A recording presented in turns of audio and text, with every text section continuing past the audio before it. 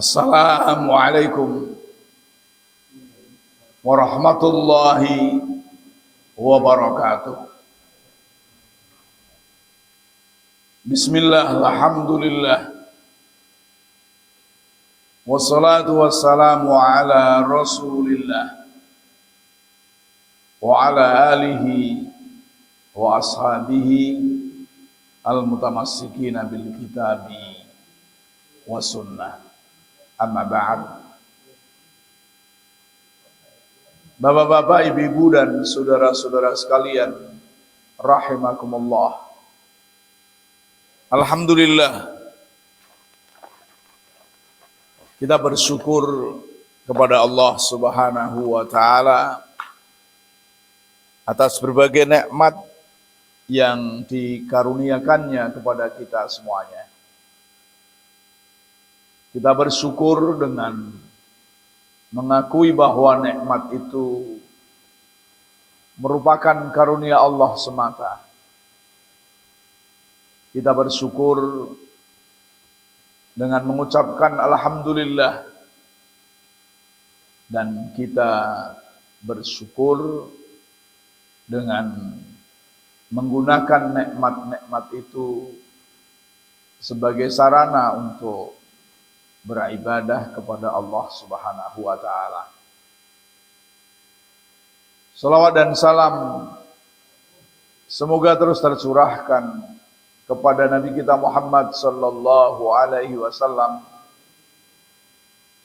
keluarganya, para sahabatnya dan umatnya yang setia mengikuti sunnah-sunnahnya.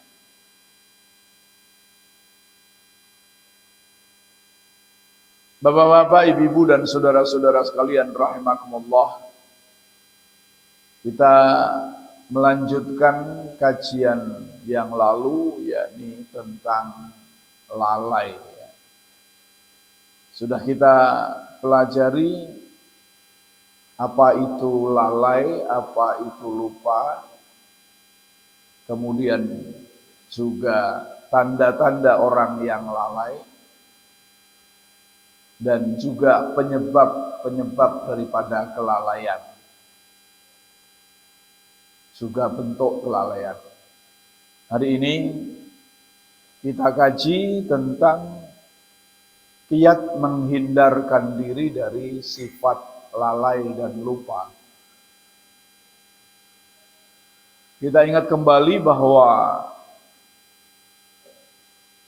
lalai itu bisa lalai dari ayat-ayat Allah, baik ayat Al-Quran maupun ayat-ayat yang ada di alam semesta ini.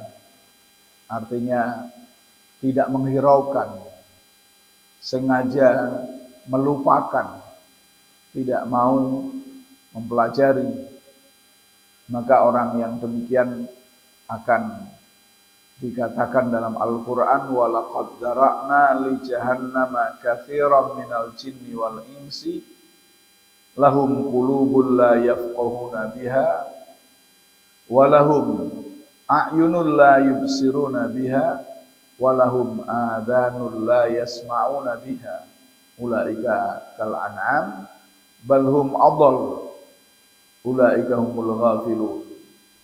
Dan kami benar-benar telah mempersiapkan untuk menjadi penghuni neraka, memenuhi neraka banyak dari jin dan manusia, yakni mereka yang mempunyai hati akan tetapi hatinya tidak dipakai untuk mengingat Allah Subhanahu wa taala, untuk memikirkan ayat-ayat Allah.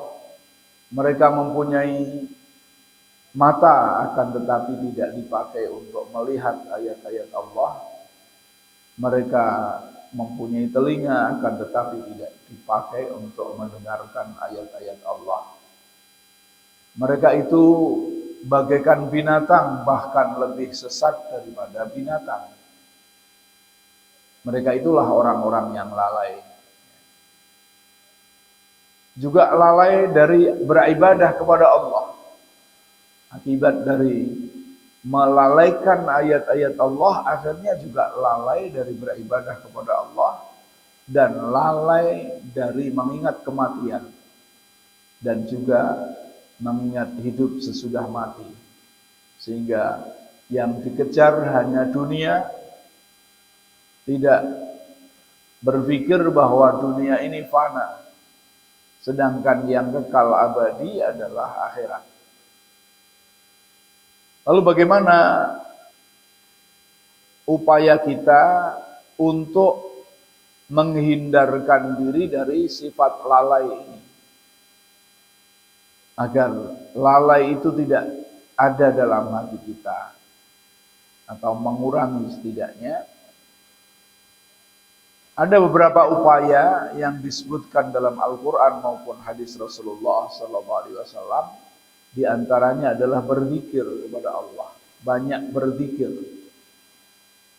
Apakah itu zikir dengan lisan kita, zikir dengan hati kita, zikir dengan perbuatan kita. Allah berfirman, "Wadhkur rabbaka fi nafsika tadarru'an wa khifatan wa dunal jahri minal qawli bil ghudwi wal asal wa la takum minal ghafilin." Dan sebutlah nama Tuhanmu dalam hatimu dengan merendahkan diri dan rasa takut, dan dengan tidak mengeraskan suara di waktu pagi dan petang, dan janganlah kamu termasuk orang-orang yang lalai. Dalam tafsir As-Sa'di dikatakan bahwa zikrullah, zikir kepada Allah Subhanahu wa taala itu bisa dengan hati, bisa dengan lisan, dan bisa dengan hati dan lisan. Dan zikir dengan hati dan lisan inilah sebaik-baik zikir, sesempurna zikir. Allah Subhanahu wa taala memerintahkan Rasulullah sallallahu alaihi wasallam dan juga umatnya untuk banyak berzikir kepada Allah Subhanahu wa taala dengan ikhlas, mukhlisan, dengan ikhlas, khalian, terbebas dari kemusyrikan. Zikir ini dengan tadarru', merendahkan diri dengan lisan kita kepada Allah Subhanahu wa taala dan terus-menerus dilakukan. Khifatan, yakni sembunyi-sembunyi, tidak terang-terangan, artinya di dalam hati. Yakni apa? Bentuknya adalah bentuk takut kepada Allah. Hatinya bergetar karena takut kepada siksa Allah. Hatinya bergetar karena takut amalnya tidak diterima oleh Allah Subhanahu wa taala. Jadi tidak bangga bahwa amalnya mesti diterima, justru takut kepada Allah Subhanahu wa taala. Dan tanda orang yang takut kepada Allah Subhanahu wa taala adalah dia terus berusaha dengan sungguh-sungguh untuk menyempurnakan amal. Untuk menyempurnakan amalnya, untuk memperbaiki dirinya, untuk menasihati dirinya. Ini tanda orang yang takut kepada Allah Subhanahu wa taala. Maka kita bisa koreksi diri kita, apakah sudah ada itu upaya untuk terus-menerus. Dunal jahri minal qaul ay kana mutawassitan. Ketika kita berzikir itu secara mutawassit, pertengahan, tidak dengan suara yang keras dan juga tidak sangat pelan, tidak terdengar oleh dirinya sendiri. Akan tetapi pertengahan di antara keduanya. Jadi ada suara, bukan hanya dalam hati. Kita supaya berzikir di pagi hari dan juga sore hari. Dan pagi dan sore ini mempunyai keutamaan dan kelebihan yang besar di sisi Allah Subhanahu wa taala. Dan janganlah kau menjadi orang yang lalai. Alladzina sullah, orang yang melalaikan Allah, lalu Allah melalaikan. Akhirnya dia tidak mendapatkan kebaikan dunia dan di akhirat nanti. Dan dia tidak akan mendapatkan sa'adah, tidak akan mendapatkan kebahagiaan, kemenangan di dalam akhirat nanti. Disebabkan lalai tidak berzikir kepada Allah Subhanahu wa taala. Maka hendaklah di dalam berzikir, berdoa itu menghadirkan hati. Tidak lalai. Fa innallaha la yastajibu du'aan min qalbin ghafilin lahi. Sesungguhnya Allah tidak akan mengijabah doa dari orang yang hatinya lalai, tidak mau mengingat Allah Subhanahu wa taala. Lahin, ya, lalai, lupa. Juga Allah berfirman, ya ayyuhalladzina amanu dzkurullaha dzikran katsira wasabbihu bukratan wa asila. Wahai orang-orang yang beriman, berzikirlah kepada Allah Subhanahu wa taala dengan zikir yang sebanyak-banyaknya. Dan bertasbihlah kepadanya bukratan wa asila di pagi hari dan sore hari. Walladzi yusalli 'alaikum wa malaikatahu liyukhrijakum minadh-dhulumati ilan nur wa kana bil mu'minina rahima. Dalam tafsirnya dikatakan Allah Subhanahu wa taala memerintahkan orang-orang yang beriman agar berzikir dengan zikir yang sebanyak-banyaknya. Apakah itu dengan ucapan la ilaha illallah? Apakah dengan ucapan alhamdulillah? Apakah dengan ucapan subhanallah? Apakah dengan ucapan Allahu Akbar atau yang lainnya? Dari setiap perkataan yang di dalamnya ada qurbah, ada pendekatan diri kepada Allah Subhanahu wa taala. Baca Al-Qur'an, ya, berdoa, dan paling sedikitnya adalah membiasakan untuk membaca wirid atau zikir-zikir yang sudah diajarkan oleh Rasulullah yang sifatnya rutinitas. Misalnya zikir di waktu pagi dan petang, zikir sesudah sholawat 5 waktu, zikir ketika terjadi sesuatu, ya, misalnya ada petir berzikir, ada hujan lebat, ada zikir yang diajarkan oleh Rasulullah Sallallahu Alaihi Wasallam. Masuk WC, keluar dari WC, itu adalah zikir-zikir yang diajarkan Rasulullah sudah ada. Ya. Kemudian ada hajat tertentu penting, maka sholat itu namanya juga zikir.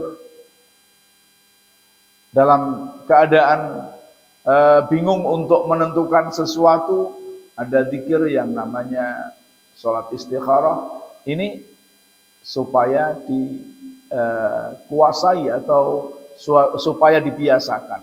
Wabil khusus lagi adalah zikir pagi dan petang serta selesai sholat.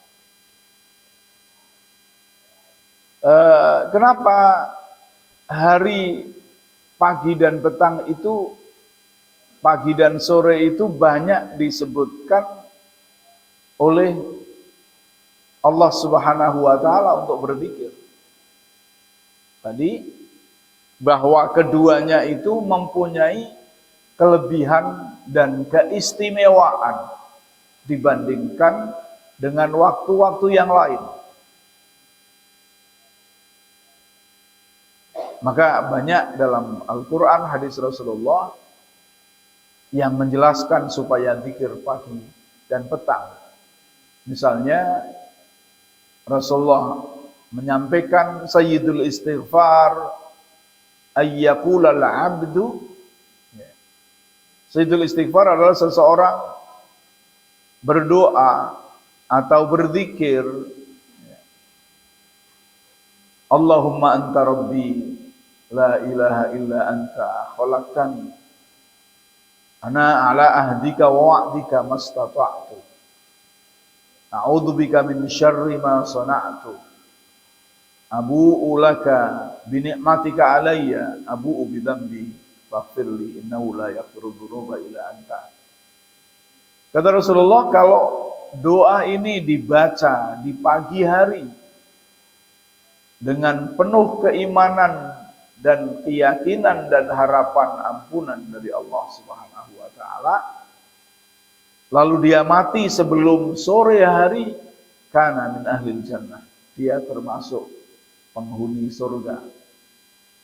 Dan apabila dibaca di sore hari dengan penuh keyakinan kepada Allah Subhanahu wa taala, lalu dia mati sebelum pagi hari, kana min ahlil jannah, dia adalah termasuk penghuni surga.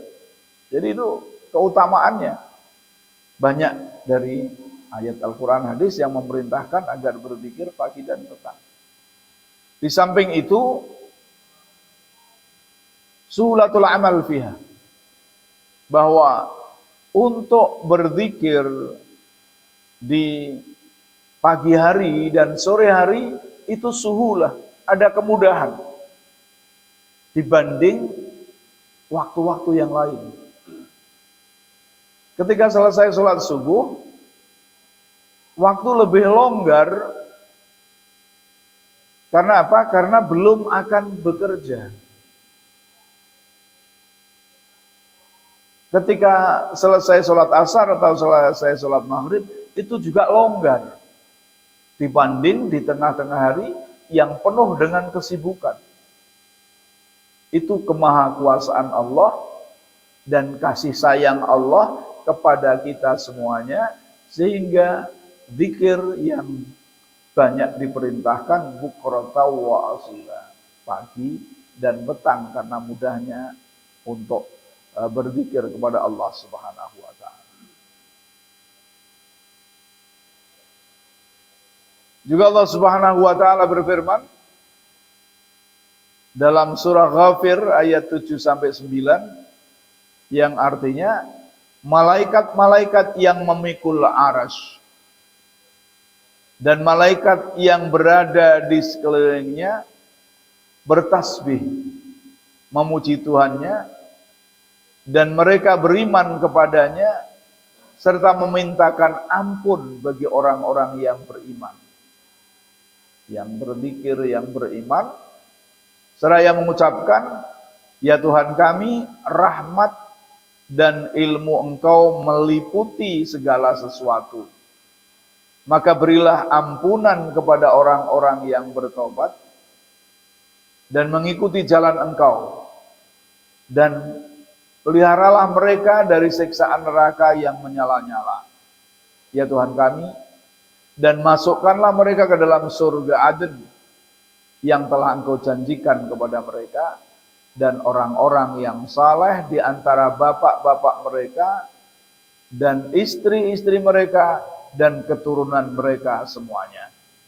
Jadi ketika kita sudah beriman, kemudian banyak berzikir khususnya pagi dan petang, di mana pagi dan petang itu disaksikan oleh malaikat,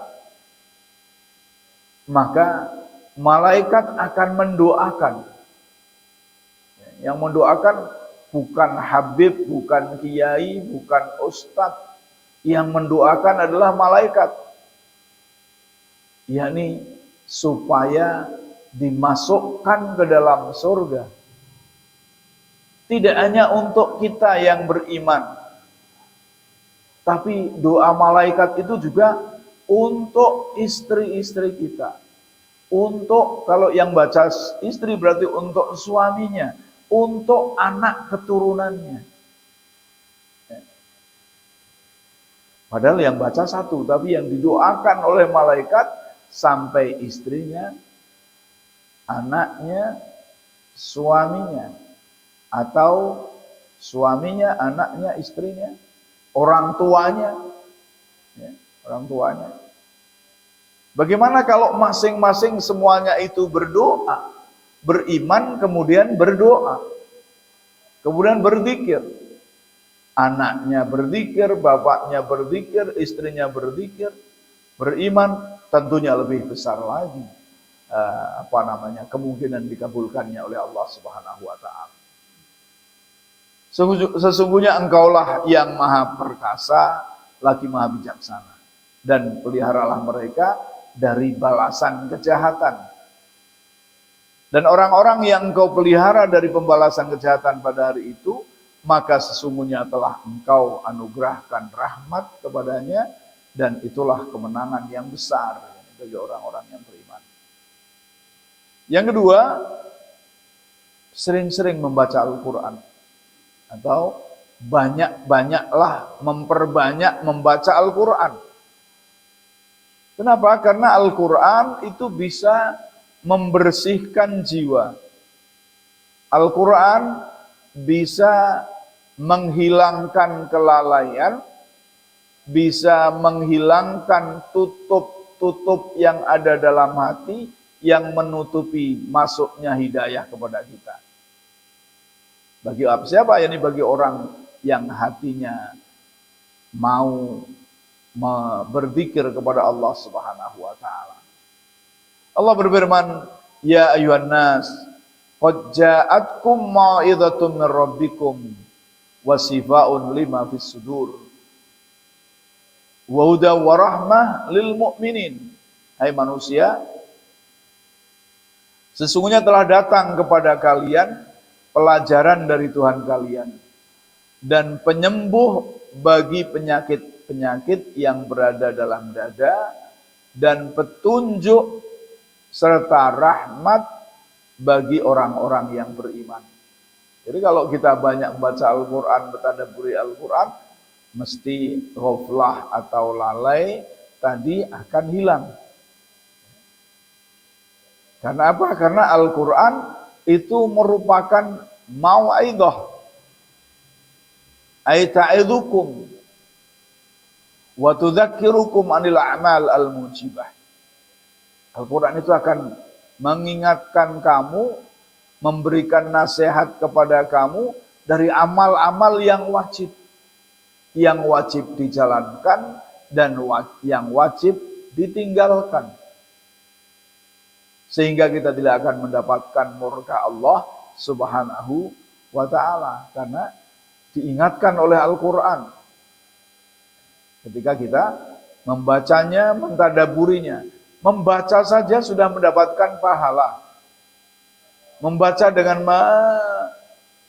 mengingatkan, menjaga tajwidnya, insya Allah akan berpengaruh dalam diri kita.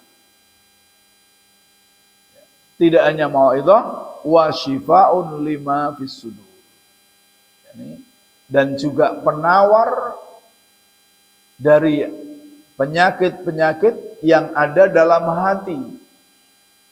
Apakah itu penyakit syahwat yang menghalang-halangi dari mengikuti syariah Allah Subhanahu wa taala, ataukah syubhat yang menjadikan manusia ragu-ragu dari agama Allah Subhanahu wa taala. Ini ada dalam Al-Quran, Shifaa'un lima fis sudur.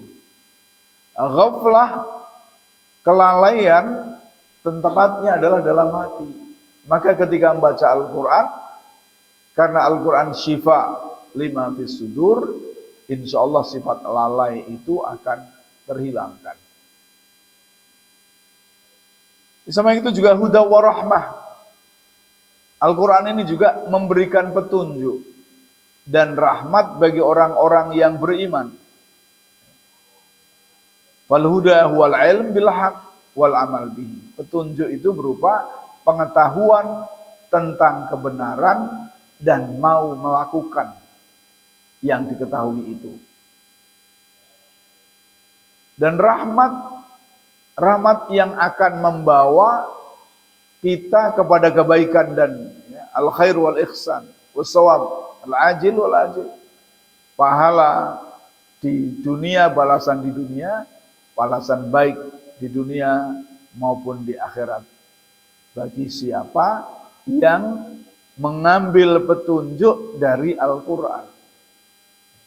Ketika Al-Quran merupakan petunjuk lalu kita baca, kita ikuti isinya, maka kita akan mendapatkan rahmat dari Allah Subhanahu wa ta'ala, yakni yang akan membawa kita kepada kebaikan dan pahala kenikmatan di dunia maupun di akhirat.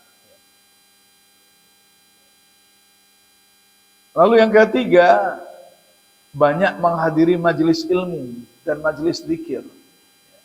Majelis ilmu, majelis zikir ya pengajian, tasmi' Al-Quran misalnya. Kenapa majelis ilmu? Otomatis majelis ilmu itu ya majelis zikir juga. Kenapa majelis ilmu ini bisa menghilangkan kelalaian? Karena majelis ilmu itu di dalamnya saling mengingatkan. Kita duduk-duduk berkumpul di majelis ilmu, berarti kita sedang duduk mendengarkan orang yang mengingatkan kita kepada Allah Subhanahu wa ta'ala. Man yudzakiruka billah. Duduk-duduk bersama orang yang mendorong kita untuk zikir kepada Allah, untuk mengingat Allah Subhanahu wa ta'ala.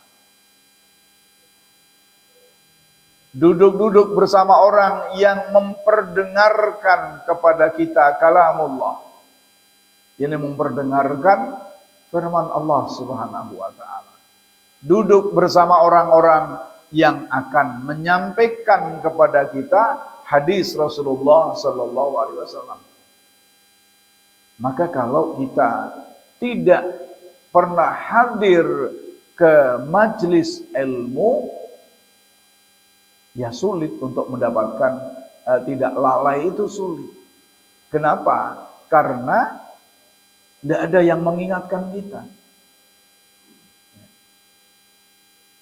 Hakikatnya orang mengaji dan orang mendengarkan pengajian adalah orang yang berada di majelis ilmu.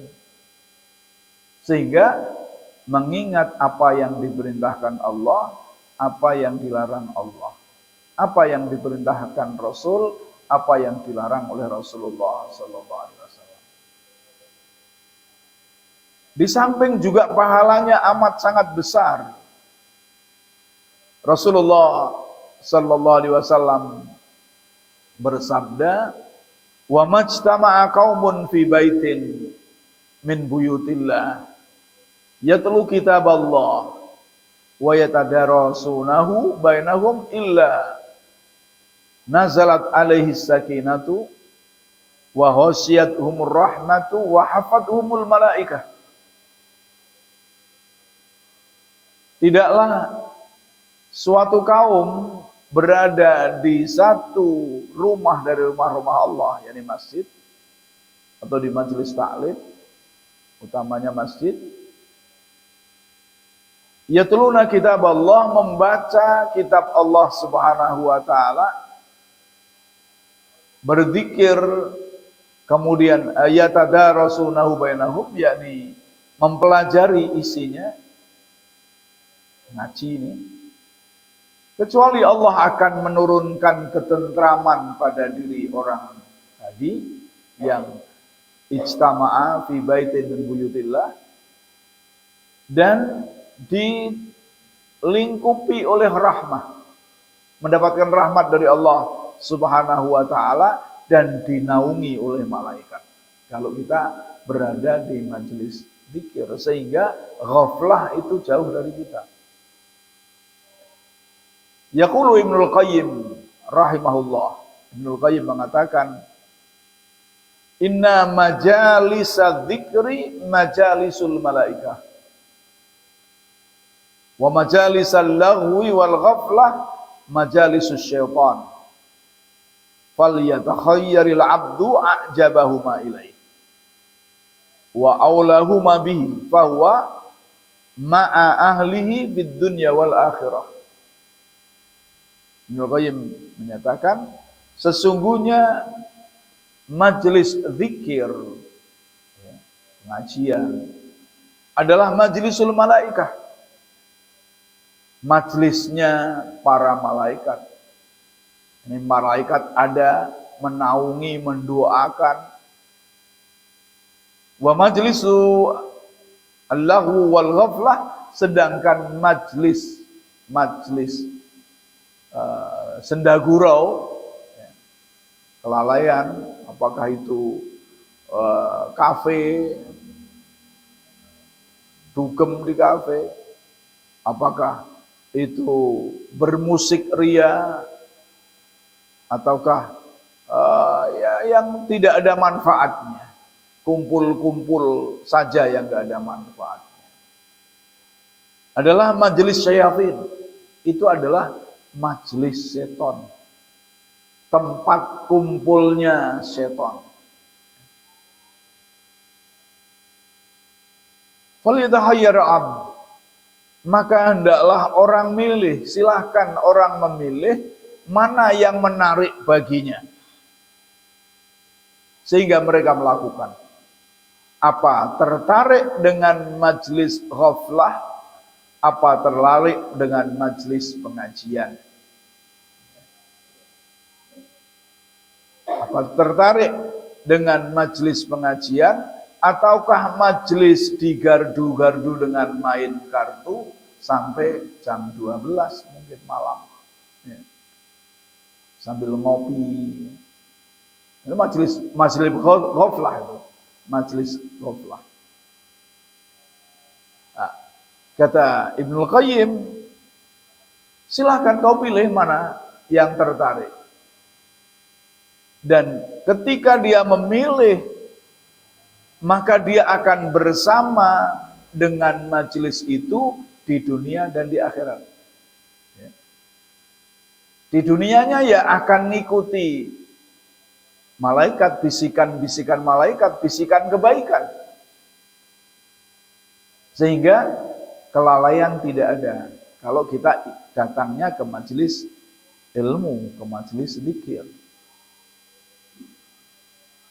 Karena di dalam hadis dikatakan bahwa dalam diri manusia ada dua bisikan, yakni bisikan malaikat dan bisikan setan. Apabila terbersit, terlintas dalam hati kamu tentang kebaikan, itu adalah bisikan malaikat, maka supaya mengucapkan alhamdulillah. Dan apabila dalam dirimu terlintas niat untuk berbuat jahat, maka itu bisikan setan, hendaklah berta'awud. A'udzubillahi minasyaitonirrajim. Jadi ketika kita memilih majelis malaikat, adanya kebaikan-kebaikan dan kebaikan. Sesuai dengan sesering mana kita bermajelis itu. Ketika yang kita pilih ketika kita memilih majelisnya syaitan, setiap malam adanya ngobrol di gardu, ngobrol di pinggir jalan, sambil ngopi, sambil ketawa, sambil cerita kemana, kesana kemari, sampai jam 12, kadang-kadang bahkan lebih dari jam 12 baru pulang. Bahkan kadang-kadang ada yang sampai jam 4 itu kita berangkat ke masjid, mereka masih ada di pinggir jalan. Maka dia ya akan bersama setan itu. Perbuatannya ya perbuatan setan. Nanti di akhirat ya bersama setan, yang di neraka. Kalau memang sampai mati tidak tobat, tidak bisa meninggalkan. Yang keempat adalah berdoa. mendekatkan diri pada Allah Subhanahu wa taala. Jadi kita tidak cukup hanya berbuat baik. Tidak cukup hanya datang ke majelis zikir, majelis ta'lim, akan tetapi juga harus berdoa agar diingatkan oleh Allah Subhanahu wa taala. Kita tidak hanya berusaha berbuat soleh, beramal soleh, akan tetapi juga harus berdoa agar amal soleh yang kita lakukan itu diterima oleh Allah Subhanahu wa taala. Maka sangat penting berdoa sampai Rasulullah Sallallahu Alaihi Wasallam dalam kaitannya supaya jangan lalai, beliau berdoa dan mengajarkan tentunya doa itu kepada kita. Allahumma a'inni ala dzikrika wa syukrika wa husna ibadatik. Ya Allah, tolonglah aku agar selalu mengingat Engkau, berarti tidak lalai, agar selalu bersyukur kepada Engkau, dan agar selalu beribadah kepada Engkau dengan baik. Allahumma inni ala dzikrika wa syukrika wa husna ibadatik. Jadi harus berdoa. Dan yang terakhir, yang kelima, menjaga sholat 5 waktu. Bagi orang laki-laki khususnya adalah dengan berjamaah di masjid. Orang perempuan berjamaah di masjid, ya baik, lebih baik kalau tidak ada masalah di masjid. Tapi kalau tidak, di rumah juga tidak ada masalah. An Abi Hurairah radhiyallahu anhu qala Rasulullah sallallahu man hafadha ala haula'i shalawatil maktubah lam yuktab minal ghafilin. Barang siapa yang menjaga sholat 5 waktu, menjaga waktunya, sholat di awal waktu, menjaga syarat rukunnya, berupaya untuk sholat yang sebaik-baiknya tadi, terus menerus berusaha untuk yang lebih baik, maka lam yuktab minal ghafilin, dia tidak akan dicatat sebagai orang yang lalai. Artinya, ia menjadi orang yang zikir kepada Allah Subhanahu wa ta'ala, yang mengingat Allah Subhanahu wa ta'ala, tidak akan jadi orang yang lalai kalau mau menjaga sholat 5 waktu. Wa man qara'a fi lailatin mi'ata ayah kutiba minal qanitin. Barang siapa yang di malam hari atau di malam fi lailatin membaca 100 ayat, maka dia akan ditulis, dicatat sebagai orang yang khusyuk.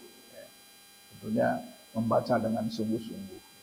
Hadis ini riwayat Ibnu Huzaimah di dalam sahihnya dan juga Hakim, dan menurut Hakim sahih ala syartis sahihain.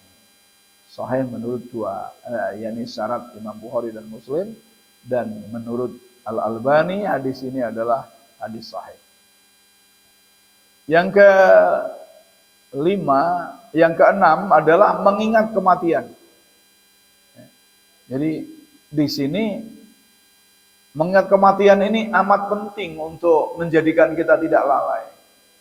Artinya mati itu akan datang sewaktu-waktu, kapan saja,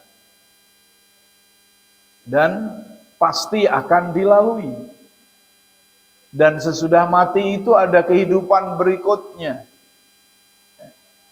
Ada kehidupan berikutnya yang bisa jadi menyulitkan dan juga bisa jadi kenikmatan. Maka ketika kita mengingat mati, kita akan berbuat baik, tidak lalai kepada Allah Subhanahu wa taala. An Abi Hurairah radhiyallahu anhu qala Rasulullah sallallahu alaihi wasallam aktsiru dzikra hadimil ladzat, yakni al-maut.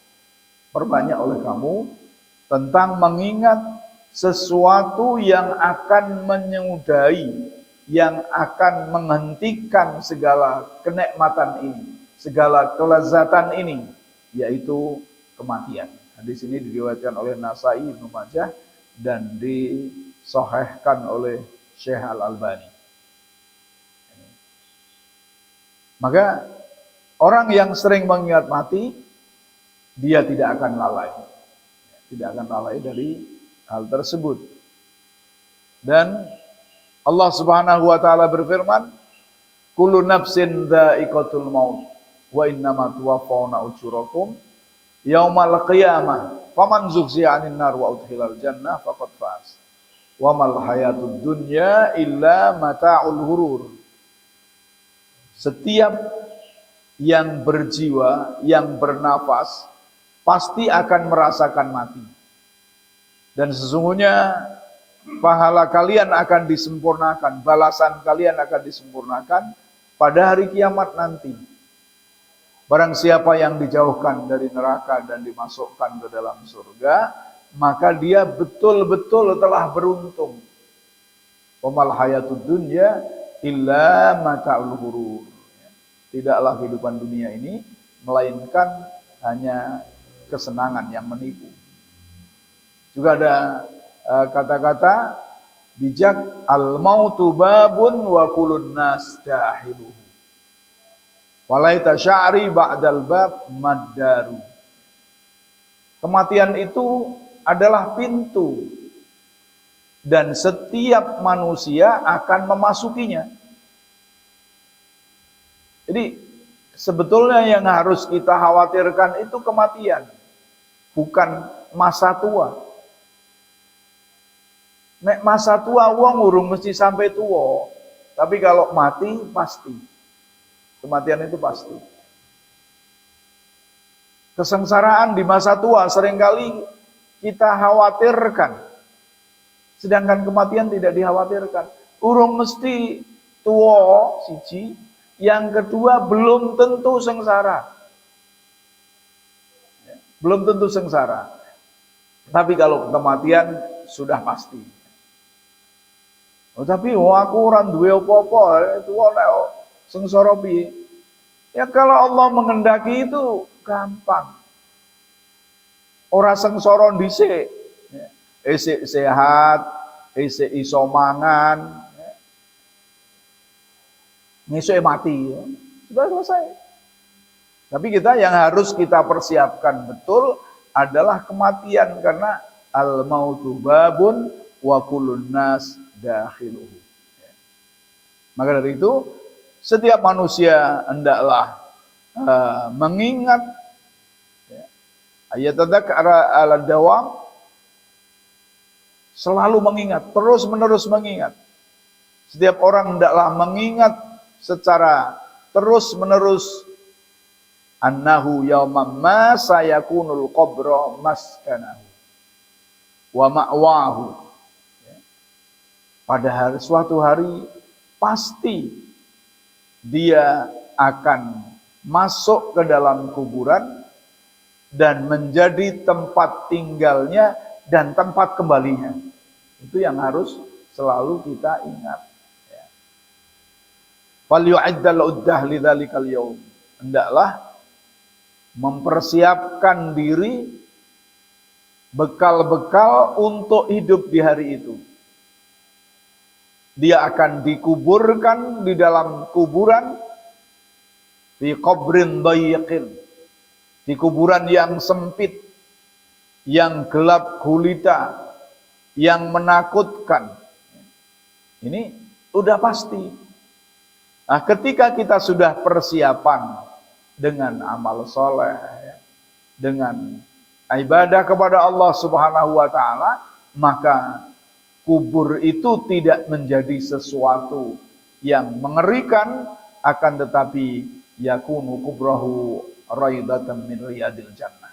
Ini kuburannya menjadi taman dari taman-taman surga, yang dia akan melihat tempat tinggalnya di surga. Ini yang harus kita persiapkan. Dan persiapan untuk mati ini Tidak butuh biaya kalau memang kita tidak punya biaya. Fleksibel. Ya. Kalau orang yang punya duit harus ada duit. Karena duitnya harus dikeluarkan sebagian untuk persiapan mati. Tapi kalau kita tidak punya duit, dengan ibadah, dengan kata-kata yang baik, dengan memelihara sholatnya, dengan banyak berzikir, itu juga cukup kalau memang kita tidak punya uang. Bapak, ibu, dan saudara-saudara sekalian rahimakumullah, kita tidak akan menjadi orang yang lalai, baik lalai terhadap ayat-ayat Allah, lalai dari beribadah kepada Allah, lalai dari kematian dan hidup sesudah mati, kalau kita banyak datang ke majelis taklim. Kalau kita tidak pernah ngaji, dari mana kita akan ingat? Nggak akan bisa mengingat dari mana. Siapa yang akan mengingatkan kita? Paham Al-Quran ora, moco buku-buku agama ya ora ana kesempatane, takok wong ya ora. Terus dari mana kalau kita nggak datang ke pengajian? Siapa yang akan mengingatkan? Nggak ada.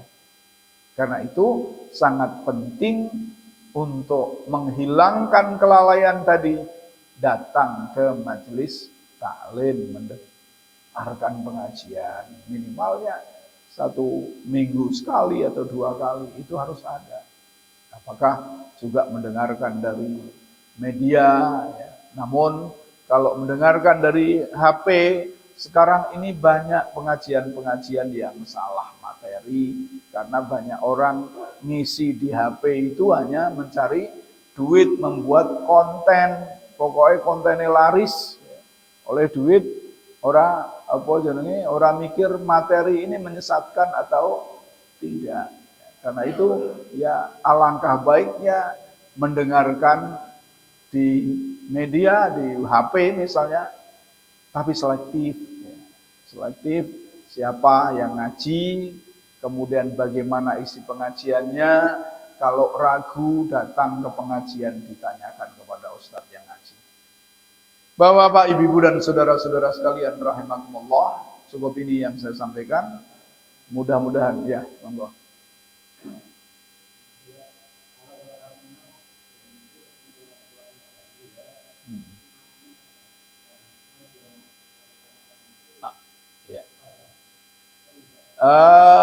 Mimpi itu ada kalanya sebagai tanda, tapi ada kalanya tidak. Ya, mimpi ini dari Rasulullah, mimpi itu ada mimpi karena setan, ada mimpi karena ilusi, ada mimpi sebagai tanda firasat. Ya.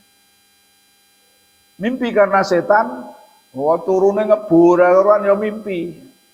Ya, misalnya wong bar sholat subuh bulan puasa turu sampai matahari terbit sampai jam 6:30 turung tangi, makmang mimpi ini macam-macam, yo enak yo ora enak. Mimpi karena setan. Yang kedua, mimpi karena ilusi, karena sesuatu yang sedang kita pikirkan. Misalnya, Dewi sik mikir wong tuane wis mati, oh ibuku kok wis mati, ini. Akhirnya ngimpi ketemu ibunya, ya, ketemu ibunya sing wis mati. Pernah nganggu kelambi bodol misalnya, atau bagus gitu. Ya. Itu bisa saja karena ilusi. Mimpi karena memikirkan omah sing bagus, bisa jadi mimpi duwe omah apik. Itu namanya ilusi. Kemudian ada mimpi yang memang firasat. Ya, misalnya orang yang baru sholat istikharah beberapa kali, terus mimpi, itu bisa jadi ada nilai. Ya. Kemudian sudah sholat, tidurnya tidak terlalu malam, sebelum tidur membaca doa, pokoknya dalam keadaan baik, itu bisa saja itu sebagai firasat. Tapi firasat itu juga sulit untuk ditentukan. Maka yang terpenting ketika mimpi itu, kata Rasulullah, nek mimpine apik, berdoalah semoga kebaikan itu benar. Benar-benar terjadi. Nek mimpine elek, berdoalah semoga tidak terjadi. Ibaratnya mimpi ketemu wong tuane sing wis mati dalam keadaan bahagia.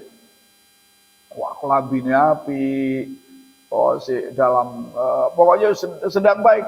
Ya, doakan mudah-mudahan betul-betul dalam keadaan baik. Sebaliknya mimpi ketemu wong tuane sik lara, mengkas-mengkis ya. Batuk-batuk, lambine bodol, manganane ora enak. Ya dongake Allahumma ighfir lahu warhamhu wa'afi wa'fu anhu. Ya Allah, jauhkanlah orang tua saya dari azab kubur. Itulah yang diajarkan oleh Rasulullah sallallahu alaihi wasallam. Tidak usah ditafsirkan. Wah, mimpi ketemu wong mati berarti Pak mati. Enggak usah. Mimpi gigine copot, berarti apa ana wong mati? Wong gigine sik lara, maka ya mimpine gigine copot. Gitu Bapak ya? Oke. Saya kira cukup. Insyaallah kita lanjut di hari yang akan datang, pertemuan yang akan datang. Kita tutup dengan doa. Allahumma sholli ala Muhammad wa sallim wa radhiyallahu an kulli sahabati Rasulillah ajmain. Walhamdulillahi rabbil alamin. Allahumma arinal haqqa haqqa warzuqna ittiba'ah. Warinal batila batila warzuqna ijtinabah. Rabbana hab lana min azwajina wa dhurriyyatina qurrata a'yun waj'alna lil muttaqina imama. Rabbana dhalamna anfusana fa illam taghfir lana wa tarhamna lanakunanna minal khasirin. Rabbana atina fid dunya hasanah wa fil akhirati hasanah wa qina adzaban nar. Subhana rabbika rabbil izzati amma yasifun wa salamun alal mursalin walhamdulillahi rabbil alamin. Wassalamualaikum warahmatullahi wabarakatuh.